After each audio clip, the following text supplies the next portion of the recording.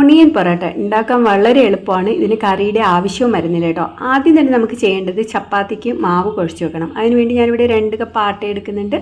ആവശ്യത്തിന് ഉപ്പും നോർമൽ വാട്ടറും ചേർത്ത് നല്ലപോലെ കുഴച്ച് വെക്കുക കേട്ടോ.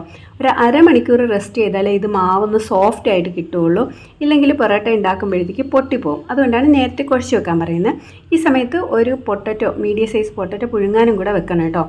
5 സവോള ഞാൻ ഇതിനായിട്ട് എടുത്തിട്ടുണ്ട്. നിങ്ങൾക്ക് സവോള കുറച്ച് മതിയെങ്കിൽ കുറച്ചെടുത്താൽ മതി. അതിലേക്ക് മുളക് പൊടി, മഞ്ഞൾപ്പൊടി, ഗരം മസാലപ്പൊടി, നോർത്ത് ഇന്ത്യൻ MDH ഗരം മസാലപ്പൊടി, 1 ടേബിൾ സ്പൂൺ ഇഞ്ചി, പച്ചമുളക്, വെളുത്തുള്ളി കൊത്തിയരിഞ്ഞതും കസൂരി മേത്തിയും കൂടെ ചേർത്ത് ഒന്ന് നല്ലപോലെ മിക്സ് ചെയ്യുക. ഇതിലേക്ക് പൊട്ടറ്റയും ആവശ്യത്തിന് ഉപ്പും കൂടി ചേർത്ത്. പൊട്ടറ്റോ നല്ലപോലെ പുഴിഞ്ഞ് പൊടിച്ച് ഒട്ടും തന്നെ കട്ട ഉണ്ടാകാൻ പാടില്ല കേട്ടോ. അതിൻ്റെ കൂടെ അയമോദകവും കൂടി ചേർത്ത് കൊടുക്കുന്നുണ്ട്. കംപ്ലീറ്റ്ലി ഓപ്ഷനാണ്, വേണമെങ്കിൽ ചേർത്താൽ മതി കേട്ടോ. അത് റെഡിയാക്കി മാറ്റി വെക്കുക.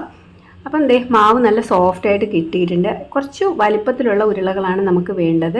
അതിനെ ഒന്ന് നല്ലതുപോലെ പരത്തിയെടുക്കുക. വലിയ വലിപ്പത്തിൽ തന്നെ പരത്തിയെടുക്കുക. നമ്മൾ ഈ റെഡിയാക്കി വെച്ചിരിക്കുന്ന ഉള്ളി ഉണ്ടല്ലോ, ഇതിൻ്റെ മേലെ ഇതുപോലെ ഇട്ട് കൊടുക്കുക. എന്നിട്ട് ഒരു സൈഡിൽ നിന്ന് കട്ട് ചെയ്തതിന് ശേഷം ഇതുപോലെ 4ആയിട്ട് മടക്കിയെടുക്കുക കേട്ടോ. 4ആയിട്ട് മടക്കിയെടുത്തതിന് ശേഷം അതിനെ ഒന്നും കൂടെ പരത്തുക. സൈഡൊക്കെ ഒന്ന് ലോക്ക് ചെയ്ത് കൊടുക്കണം. പിന്നെ സ്റ്റഫിങ് വെക്കുന്ന സമയത്ത് മിഡിൽ ഭാഗത്ത് അധികം വെക്കേണ്ട ആവശ്യമില്ല കേട്ടോ. മിഡിൽ ഭാഗത്ത് പിന്നെ പൊട്ടി പുറത്തോട്ട് വരാനുള്ള ചാൻസ് ഉള്ളത് കൊണ്ടാണ്. പരത്തിയെടുത്തതിന് ശേഷം ചൂടായ തവയിലേക്കിട്ട് 2 സൈഡും തിരിച്ചും മറിച്ചും ലോ ഫ്ലെയിമിൽ വേണം കുക്ക് ചെയ്യാനായിട്ട്. ഇല്ലെങ്കിൽ അകത്ത് വെന്ത് കിട്ടത്തില്ല. അതുകൊണ്ടാണ് കേട്ടോ. ആവശ്യത്തിന് ഓയിലോ ഗീയോ ഉപയോഗിക്കാം. അപ്പം നല്ല അടിപൊളി പൊറോട്ടയാണ്. ഇതിനകത്ത് ഉള്ളിയുള്ളതൊരു പ്രത്യേക ടേസ്റ്റ് തന്നെയാണ്. ഞാനിവിടെ സോസും കൂടെ കൂട്ടിയിട്ടാണ് കഴിച്ചത്. അടിപൊളി ടേസ്റ്റാണ്. എല്ലാവരും ഒന്ന് ട്രൈ ചെയ്ത് നോക്കിയിട്ട് ഫീഡ്ബാക്ക് പറയാൻ മറക്കരുത് കേട്ടോ.